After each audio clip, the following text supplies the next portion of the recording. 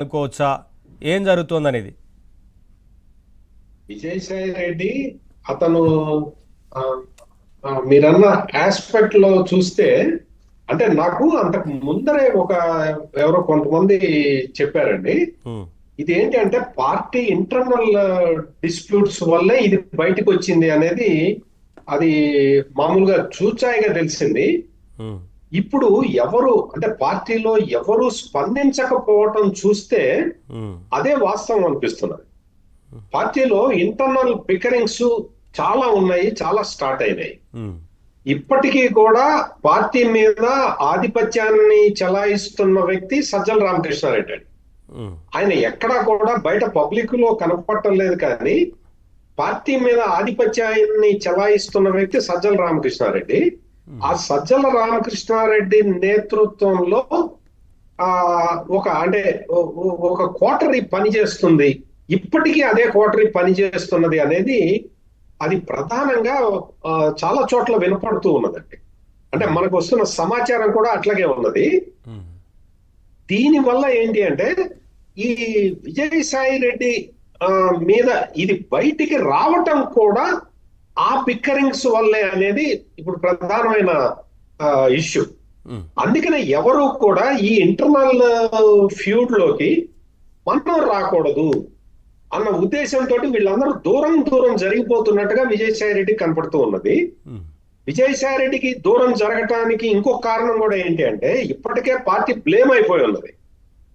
ఈ ఈ అంశాన్ని కూడా భుజం మీద వేసుకుంటే అక్కడ విజయసాయి రెడ్డి అతను ఎవరైతే అడ్వకేట్ ఉన్నాడో గవర్నమెంట్ అడ్వకేట్ గా పనిచేసిన అతను సుభాష్ రెడ్డి ప్లస్ ఈ ఎండోమెంట్స్ ఆఫీసర్ శాంతి, వీళ్ళందరూ కూడా ఒక ముఠాలాగా ఏర్పడి రకరకాల కార్యక్రమాలు చేశారు.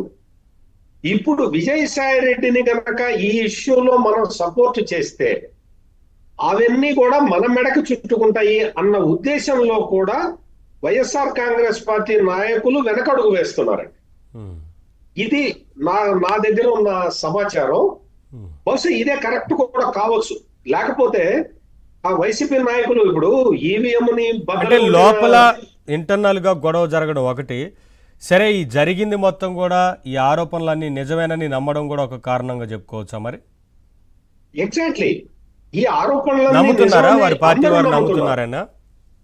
వైసీపీ వాళ్ళు కూడా నమ్ముతున్నారు. కానీ మరి గతంలో ఆ పార్టీ నుంచి వచ్చిన వీడియోలు కానీ ఆ ఆడియోలు కానీ అవన్నీ కూడా నిజమే, కానీ ఆ రోజు ఆ నేతలకు ఎందుకు మద్దతు ఇచ్చారనేది మరి ఆ రోజుకి అంటే వారి అధినేత సూచన మేరక? అదే నేను ఎగ్జాంపుల్ అదే చెప్పబోతున్నానండి. ఇప్పుడు పిన్నెల్లి రామకృష్ణారెడ్డి మాచర్ల మాజీ ఎమ్మెల్యే ఈవీఎం ని బద్దలు కొడితే దాన్ని కూడా సపోర్ట్ చేసిన పార్టీ వైఎస్ఆర్ కాంగ్రెస్ పార్టీ. అవును, అంటే నేరాలని సపోర్ట్ చేయటం అనేది వాళ్ళకి పెద్ద విషయం కాదు.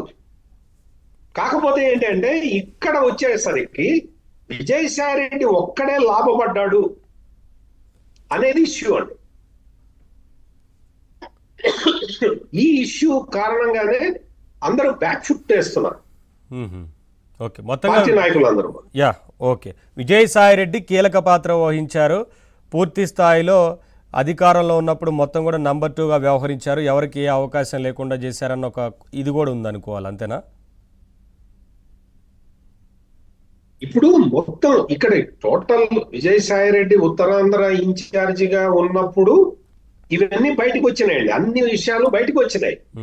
కానీ అప్పుడు వీళ్ళందరూ కూడా అణిచివేశారు, ఆ వాయిస్ ని తొక్కిపెట్టారు. విజయసాయి రెడ్డిని ఉత్తరాంధ్ర నుంచి బయటికి గెంటేయటానికి ప్రధాన కారణం ఇదే కదా. ప్రధాన కారణం వైసీపీ మొత్తం అంటే